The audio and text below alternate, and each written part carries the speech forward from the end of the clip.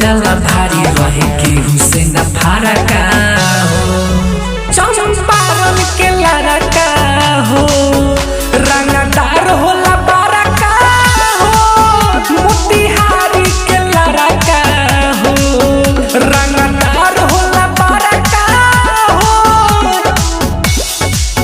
चंपारण के लड़का हो। म्यूजिक बाय नीजू निर्मल।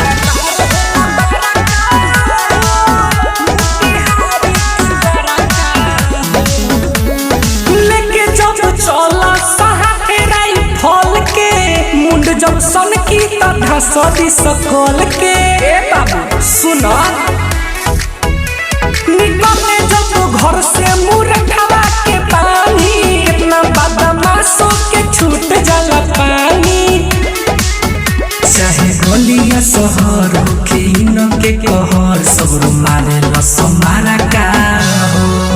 चंपारण के लड़का हो रंगदार होला बड़का हो।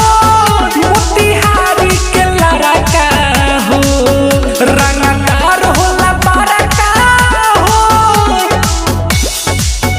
चंपारण के लड़का हो।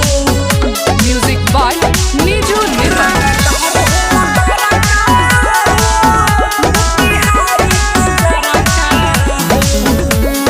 हवे बदमाशन के ई बदमाश हो परसया पन ही तो बोला खास हो।